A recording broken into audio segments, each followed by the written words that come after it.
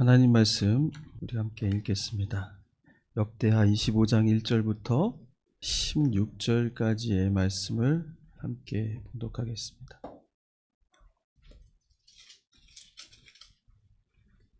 제가 읽고 여러분들이 따라서 교독해 주시기 바랍니다. 아바샤가 왕 위에 오를 때에 나이가 25세라 예루살렘에서 29년 동안 다스리니라. 그의 어머니의 이름은 여호앗단이요 예루살렘 사람이더라.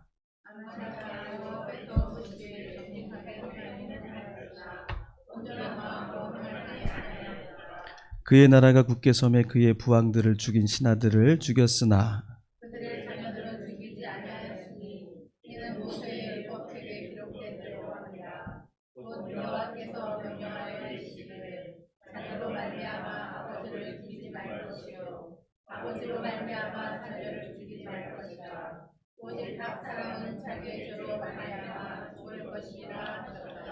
아마시아가 유다 사람들을 모으고 그 여러 족속을 따라 천부장들과 백부장들을 세우되 유다와 베냐민을 함께 그리하고 20세 이상으로 계수하여 창과 방패를 잡고 능히 전쟁에 나갈 만한 자 30만 명을 얻고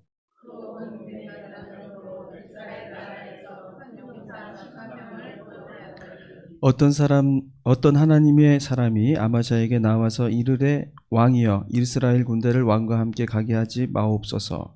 여호와께서는 이스라엘 곧 에브라임 자손과 함께 하지 아니하시나니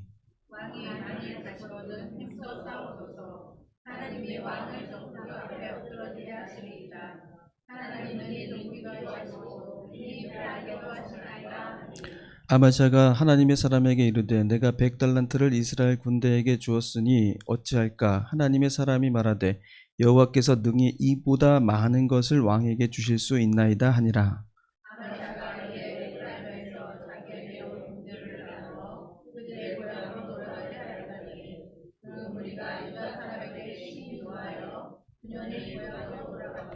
아마시아가 담력을 내어 그의 백성을 거느리고 소금 골짜기에 이르러 세일 자손 10,000명을 죽이고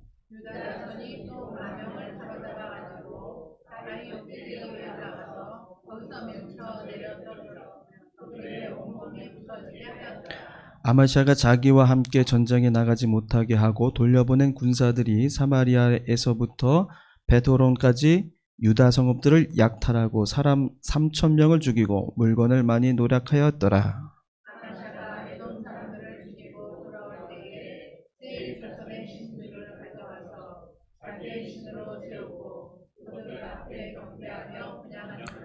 그러므로 여호와께서 아마시아에게 진노하사 한 선지자를 그에게 보내시니 그가 이르되 저 백성의 신들이 그들의 백성을 왕의 손에서 능히 구원하지 못하였거늘 왕은 어찌하여 그 신들에게 구하나이까 하며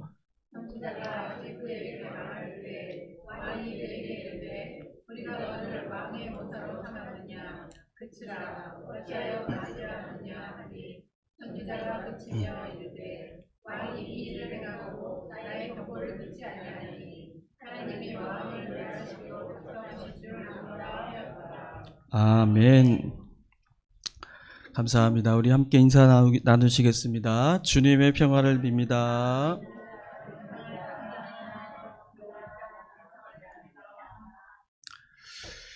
오늘 온전한 믿음이라는 제목으로 함께 말씀을 나누도록 하겠습니다. 역대기를 읽어보셨으면 아시겠지만 정말 많은 왕들의 이야기가 나오죠. 어떤 왕은 하나님 보시기에 참으로 보기 좋은 착하고 의로운 왕이 있었는가 반면에 어떤 왕들은 하나님 보시기에 악하고 또 징벌을 받아 마땅한 그런 왕들로 등장하기도 합니다. 오늘 읽은 말씀에도 아마시아라는 왕의 이야기가 나오죠. 그런데 이 왕은 하나님 보시기에 조금 모호한 평가를 받는 왕이에요. 2절 말씀을 보면 이렇게 나와 있어요. 아마시아가 여호와께서 보시기에 정직하게 행하기는 하였으나 온전한 마음으로 행하지 아니하였더라. 이렇게 기록하고 있습니다.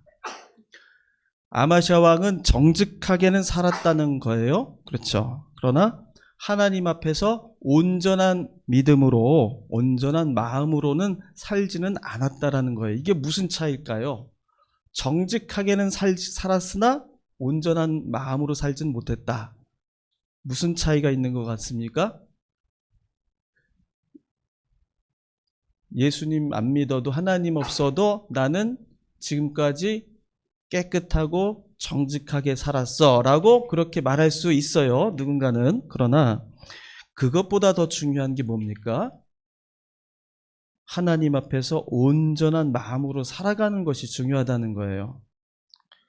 이 정직한 마음이라는 것을 주장하고 강조하는 건 누굽니까? 이 세상의 법과 윤리가 그걸 강조합니다. 법과 윤리는 우리의 의지와 능력으로 하나님에게 갈 수 있다, 거룩함에 갈 수 있다라고 믿는 그런 오만함이에요. 윤리가 필요하고 법이 필요한 건 맞지만 그것으로 하나님에게 갈 수는 없습니다.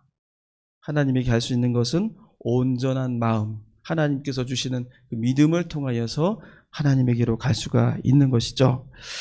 자, 그래서 오늘 아마시아 왕은 정직하게는 살았지만 온전하지는 못했다, 온전한 믿음은 아니었다라는 그런 믿음을, 그런 상황에서 살아갔었던 아마시아가 과연 어떤 삶들을 우리에게 나타나 보여주었는지를 우리가 볼 때에 우리 또한 하나님 앞에서 온전한 마음을 드릴 수 있는 그러한 믿음의 사람들이 되시기를 축원합니다. 아마시아 왕의 아버지가 요아스 왕입니다. 요아스 왕이 전쟁에 나갔다가 부상을 입고 병상에 누워 있었는데 신하들이 반역을 일으켜서 칼로 요아스 왕을 죽여버려요. 아버지가 죽고 아들 아마시아가 왕이 된 것입니다. 자, 아마시아가 왕이 되고 나니까 아마시아는 바로 아버지를 죽인 원수 그 신하들을 처형하는 것이 너무나도 당연했겠죠. 그리고 그 당시의 처형이라는 것은 더 이상 반역과 복수가 일어나지 않도록 그 자식의 자식까지 처형하는 것이 그 당시 일반적인 그런 피할 수 없는 관례였습니다. 왕권을 쥐고 나라를 완전히 장악한 아마시아가 그렇게 하지 못할 이유도 없었습니다. 그런데 아마시아 왕은 자손과 그 자손을 멸하는 형벌 대신에 자신의 아버지를 죽인 그 신하들만을 처형하죠. 3, 4절에 보면은 그 이유가 나와 있어요. 그것은 바로 아마시아 왕이 모세의 율법대로 기록된 대로 따라하여 그것을 지키기 위해서 그랬다라는 겁니다. 율법에 뭐라고 나와 있냐면 자녀의 죄로 아버지를 죽이지 말고 아버지의 죄로 자녀를 죽이지 말라고 나와 있다는 거예요. 그래서 율법을 아주 잘 지켰다. 이게 바로 아마시아의 정직함이라는 거예요. 율법을 잘 지켰다. 그러나 그 모세의 율법을 정직하게 따라 행한 것, 그것으로 하나님으로부터 인정받는 사람은 되지 못했다는 겁니다. 아마시아에 대한 하나님의 칭찬은 딱 여기까지였어요. 율법이 말한 대로 정직하게 따르기는 했지만 그의 믿음이 온전한 마음으로 하나님을 따르는 그런 믿음은 아니었다는 것입니다. 이런 평가가 그에게 주어진 것은 그에게 일어났었던 세 가지의 일 때문에 그렇습니다. 첫 번째 일은 뭐였습니까? 이제 에돔이라는 나라가 유대 나라를 쳐들어오는 위급한 상황 속에 놓여 있습니다. 악명 높은 그 에돔 군대가 대군을 이끌고 쳐들어온다는 이 소식을 듣고 아마시아 왕이 자기 군대 숫자를 세보니까 몇 명이었어요? 30만 명밖에 없었습니다. 아니, 30만 명이 적은 숫자는 아닙니다. 그러나 이 에돔 군대들을 물리치기에는 역부족이었습니다. 그래서 궁여지책으로 생각해낸 방법이 무엇입니까? 바로 북쪽과 인접해 있는 북이스라엘의 용병 10만 명을 돈을 주고 데리고 오는 거예요. 그래서 에돔과 한번 맞서 보겠다는 것입니다. 아마시아가 위기를 맞이했을 때에 그가 내놓았던 해결책이 무엇입니까? 하나님을 의지하기보다 돈을 주고 용병을 데려오는 것을 선택했다라는 거예요. 그런데 아마시아 왕이 북쪽에서 불러온 이스라엘 군대는 뭐라고 평가합니까? 하나님이 보낸 사자에 의하면 이 이스라엘 군대는 하나님이 원하시지 않는, 하나님이 함께 하시지 않는 군대라고 그렇게 못 박아두고 있어요. 7절에 보면은 하나님의 사람이 왕에게 이르기를 이스라엘 군대를 데리고 전쟁에 나가지 말라고. 이 하나님의 사람 바로 예언자 아니겠습니까? 전쟁을 그들을 데리고 나가지 말라는 거예요. 하나님의 이들과 함께 하시지 않는 군대라는 것입니다. 아무리 10만 대군이고 그것으로 에돔 군대와 맞설 수 있을 거라고 생각할지라도 하나님이 함께 하시지 않는 군대를 데리고 그 힘을 빌어서 그 위기를 넘기는 것은 하나님의 뜻이 아니라는 것을 아마샤에게 말해준 거예요. 그런데 아마샤는 그 군대가 하나님이 함께 하시는 군대인지 아닌지 그거에 관심이 없었어요. 그가 관심을 가지고 있는 건 오로지 뭐였습니까? 그 위기를 어떻게든 넘겨보겠다는 그런 얄팍한 생각이었습니다. 위기에 처했을 때에 먼저 하나님 앞에 엎드려서 하나님을 찾고 하나님의 도우심을 구하고 하나님에게 의지를 하기보다는 어떻게 하면 그 위기를 넘길 것인가? 누구의 힘을 빌릴 것인가? 뭐가 강력한 수단이 될 수 있을 것인가? 하나님의 뜻과는 상관없는 일이라 할지라도 위기를 일단 넘겨보고자 하는데 마음을 두고 아무데나 손을 내미는 것이 그 마음이 거기에 빼앗겨 있다라는 것입니다. 위기를 겪게 되면은 바로 이 우리의 헌신의 정도가, 우리 믿음의 정도가 바로 드러나기 마련입니다. 내가 정말로 하나님을 의지하는 사람인가? 내가 정말 하나님의 도우심을 의지하고 사는 사람인가? 아니면 하나님을 위기를 모면하는 데 사용하는 사람인가? 그마저도 여의치 않으면 다른 데 손을 아무데나 내뻗는 그런 사람인가? 위기가 닥쳤을 때에 우리 마음, 우리의 헌신의 정도가 그렇게 분명하게 드러나는 법이죠. 아마샤 왕이 하나님 앞에 보인 마음은 하나님을 구하고 하나님을 찾는 것이 아니라 위기를 피하기 위해서 온갖 방법을 찾고 지극히 인간적인 수단으로 그 위기를 모면하려는 데 있었다는 것입니다. 아마샤 왕에게 닥친 위기, 이거는 왜 온 거예요? 우리가 그 위기에 대해서도 먼저 생각해 볼 필요가 있습니다. 온전한 믿음이 없는 사람에게 위기는 어떻게 주어지겠습니까? 그저 불행이고 저주예요. 피해야 할 일입니다. 그러나 온전한 믿음을 가진 사람에게 위기는 그렇지 않아요. 하나님이 그 사건을 통해서 나를 부르시는 신호로 받아들인다는 것입니다. 하나님이 우리를 바르고 선한 길로 인도하시려고 이 위기를 주셨다고 그렇게 본다는 거예요. 그래서 온전한 마음을 가진 사람은 위기를 면피하는 데 관심 갖는 것이 아니라 이 위기를 통해서 나를 불러주시는 하나님의 그 신호에 관심을 가지게 되는 거예요. 온전하지 못한 사람은 오로지 위기를 피하기 위해서 수단과 방법을 가리지 않고 그걸 갖다 쓰는 데에만 시간을 허비합니다. 그러나 온전한 성도는 그 위기를 통해서 하나님께서 나에게 무슨 말씀을 하시려는지 그 음성을 듣는데 마음을 쏟는다는 거예요. 아마샤에게 주어진 위기는 하나님께서 이 아마샤 왕을 더욱더 그 정직한 마음은 좋은데 더욱더 하나님께 마음을 두는 왕이 되기를 원하시는 마음으로 그에게 그 위기를 주셨던 거예요. 그래서 하나님을 온전히 의지하고 따르는 그러한 유대 민족이 될 수 있도록 그 왕을 세워주시기 위해서 그에게 신호를 보내주신 겁니다. 그러나 그는 그렇지 못했던 것이죠. 성경에도 그 위기에 대한 이야기들이 많이 나와 있습니다. 아브라함 하나님께서 부르실 때에 고향을 떠나서 타지 생활로 알 수 없는 땅으로 가라고 무작정 명령하시죠. 여러분, 이게 복입니까? 은혜입니까? 일반 모든 사람들에게는 참으로 큰 위기가 아닐 수가 없어요.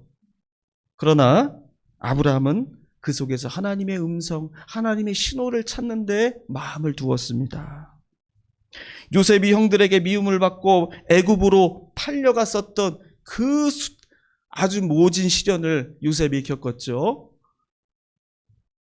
저 같았으면 아주 본때를 보여줬을 거예요, 형들에게.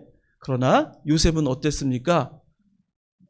그들을 앉혀놓고 하나님이 우리를 살리시기 위해서 나를 여기에 팔려오게 하신 것이다 라고 하나님의 뜻을 찾는데 마음을 두었어요.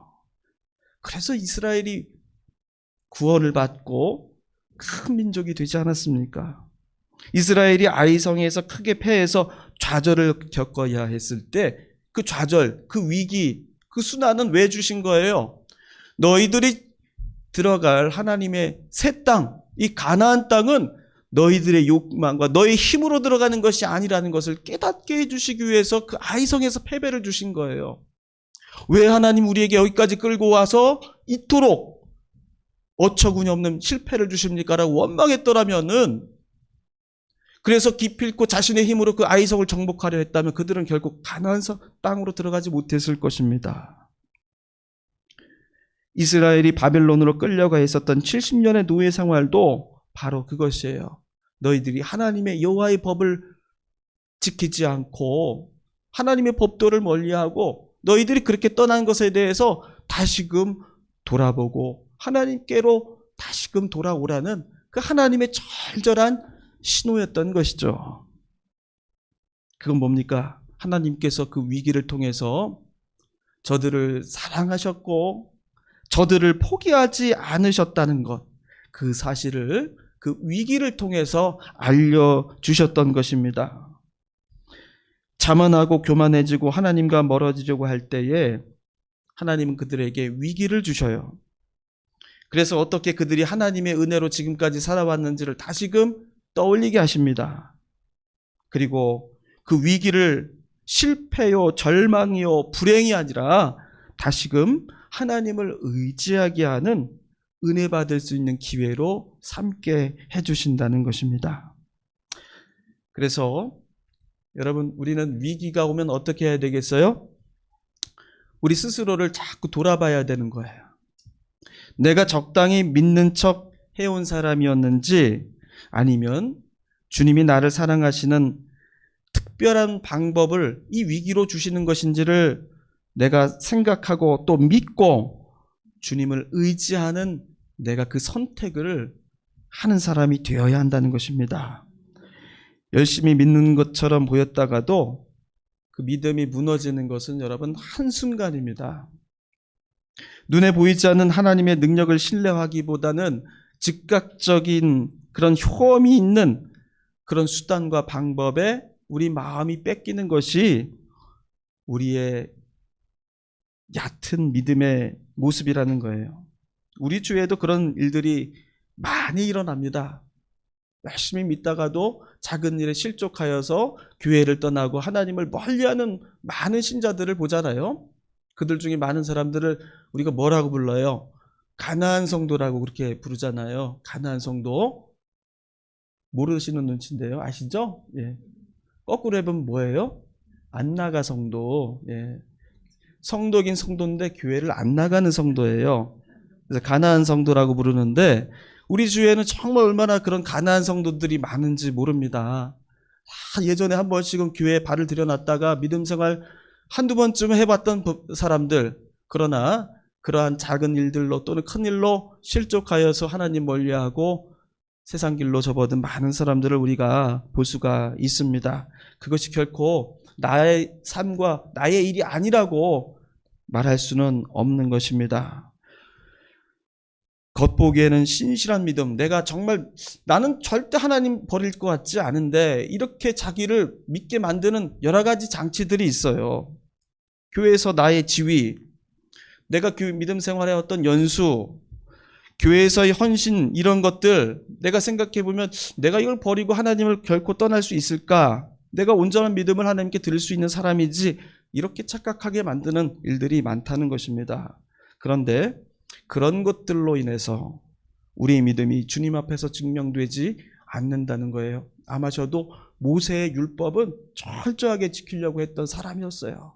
그러나 그조차도 하나님의 말씀을 떠나서 세상적인 방식으로 자기의 위기를 넘기려고 했던 그런 불충한 모습을 보였던 것입니다. 내 인생에서 또 우리 교회 안에서 위기를 만났을 때에 내가 가장 먼저 찾는 것이 무엇인지를 한번 돌이켜 보시기를 바랍니다. 누구 앞에 엎드리고 도움을 구하는 사람인가? 우리 교회는 어떤 교회인가? 이러한 우리의 믿음의 성찰을 통해서 우리가 하나님 앞에 온전한 믿음을 드릴 수 있게 되시기를 축원합니다. 두 번째, 아마샤 왕은 선지자로부터 이스라엘 군대가 하나님이 함께 하시지 않는 군대라는 그런 말을 아마샤가 들었죠. 그런 말을 들었을 때에 이제 아마샤에게 선택권이 있었어요. 군대를 돌려보내느냐 아니면 이제 하나님을 의지하느냐. 군대를 돌려보내지 않고 전쟁을 치르느냐, 돌려보내고 하나님을 의지하고 전쟁을 치르느냐, 한 가지를 선택해야 했습니다. 아마샤에게 이 결정은 대단히 어려웠어요. 왜냐하면 이미 용병 10만 명을 데리고 올 때에 100달란트라는 엄청난 돈을 썼기 때문입니다. 9절에서 이렇게 얘기하죠. 아마샤가 하나님의 사람에게 이르되 내가 100달란트를 이스라엘 군대에게 주었으니 어찌할까? 이렇게 고민하고 있어요.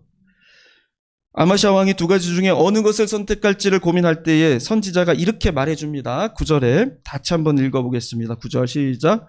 아마샤가 하나님의 사람에게 이르되 내가 100달란트를 이스라엘 군대에게 주었으니 어찌할까? 하나님의 사람이 말하되 여호와께서 능히 이보다 많은 것을 왕에게 주실 수 있나이다 하니라. 아멘. 당신이 허비하게 된 100달란트보다 더 큰 것을 하나님이 주실 수 있다는 거예요. 하나님을 믿고 그러니 군대를 돌려보내라는 것입니다. 아마샤는 선지자의 말을 듣고 겨우겨우 군대를 다시 집으로 돌려보냈습니다. 하나님 앞에서 온전한 마음을 드리지 못하는 그런 사람들의 특징이 바로 여기에서 나타납니다. 믿음 때문에 자신이 손해봐야 하는 상황이 생기면 그 마음에 심한 동요와 흔들림이 생긴다는 것이에요. 그것이 그렇게 아깝고 미련이 남을 수가 없는 것입니다. 재물과 하나님 말씀 사이에서 한 가지를 선택해야 될 그 순간에 하나님의 말씀에 순종하는 것보다 재물과 사람 관계가 더 훨씬 중요하게 보이게 되는 거예요. 그래서 온전한 마음, 헌신을 하나님께 드리지 못하는 것이 바로 이런 마음이 온전한 마음을 드리지 못하는 사람들의 모습입니다. 하나님의 일을 선택해야 되는 순간이 닥치면은 이상하게도 여러 가지 일들이 자꾸 생겨나고 머릿속을 떠나지가 않습니다. 교회 가려고 하면은 없던 일들도 자꾸 생겨나요. 주님께 작정하고 헌금하려고 했었던 그 모든 계획들이 하려고만 하면 없던 돈 쓸 일들이 생겨납니다. 교회를 위해서 헌신 봉사하려고 작정하면은 밀어놓은 일들이 자꾸만 머릿속을 떠나지 않는 것, 이런 것이 사람의 마음이라는 것입니다. 말씀 읽고 기도해야지 이렇게 마음속에 작정하고 또 크게 다짐을 하게 되더라도 평소에 하지 않았던 일들이 갑자기 하고 싶어지고 말씀 읽고 기도하는 일들이 자꾸 멀어지게 되는 것이 우리들의 그런 나약한 마음인 것이죠. 하나님이냐 바알이냐, 하나님이냐 재물이냐, 하나님이냐 세상이냐, 이것을 하나님은 더 분명하게 선택하시기를 원하십니다. 정말로 우리가 아까워하는 것들이 많이 있어요. 그런데 정말로 하나님이 그보다 더 중요한지 한번 생각해 보라고 말씀하십니다. 선지자의 입을 통해서 하나님 분명히 말씀하셨죠. 하나님께서는 100달란트, 아니 이보다 더 큰 재물보다 능히 더 많은 것을 우리에게 주실 수 있는 분이십니다. 이렇게 말씀하셨어요. 100달란트보다 더 많은 것을 주시겠다니 그게 무엇입니까? 200달란트인가요? 아니겠죠. 바로 생명인 거예요. 재물이 우리에게 아무리 좋다고 해도 그것이 우리에게 생명을 주지는 못합니다. 사람 관계가 좋고 명예가 좋고 권력이 좋고 뭐가 좋다 해도 그것을 짊어지고 우리가 하늘나라에 가는 건 아니겠죠. 하나님께서 생명 걷어가시면 아무것도 쓸모없는 것이 되고 아무 가치가 없는 것이 되고 맙니다. 죽고 끝나는 생명, 죽고 우리가 사라질 그 생명 동안에, 시간 동안에, 그 목숨 동안에 우리가 간직하고 추구해야 되고 끝없이 우리가 구해야 될 건 뭡니까? 100달란트가 아니에요. 내 손에 있는 아까운 것들이 아닙니다. 바로 하나님이 주신 영원한 생명을 하나님 옆에 간구하고 사모하고 그걸 구하는 것이에요. 아마샤 왕은 100달란트가 아까워서 하나님 말씀 구하지 않고 하나님 말씀에 순종하지 않고 거기에서 마음 흔들리고 동요하면서 어떻게 할까 하나님의 사람이 옆에서 그렇게 말씀을 해주시는데도 불구하고 쉽게 응하지를 못했다는 거예요. 주저했다는 것입니다. 하나님께 온전한 마음을 드릴 수 있는 사람은 하나님과 다른 일을 비교하지 않습니다.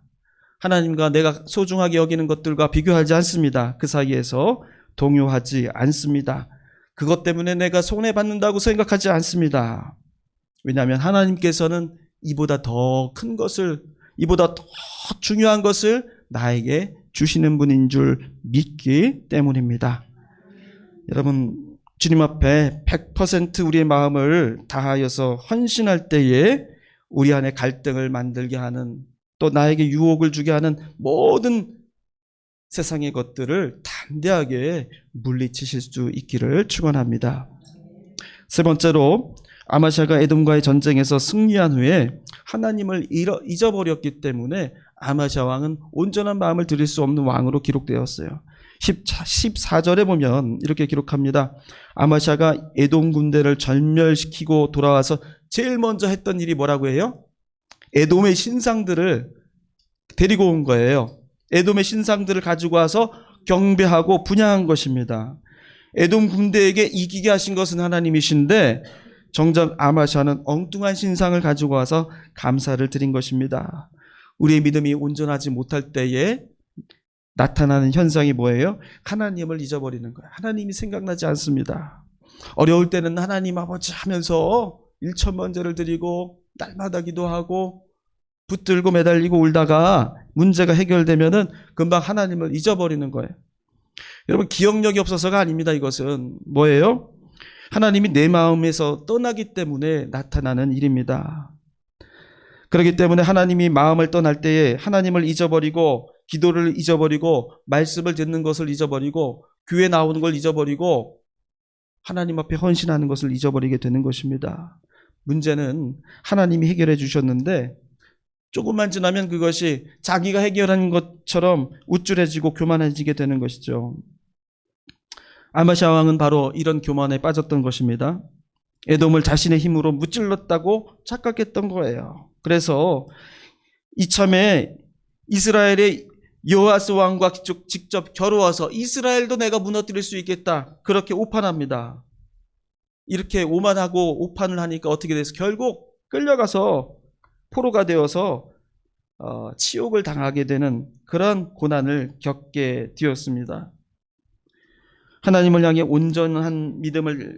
온전치 못한 믿음을 가진 사람은 하나님 앞에서 겸손하지 못하고 교만에 빠지게 됩니다. 결국 그것 때문에 화를 당하게 되는 것이죠.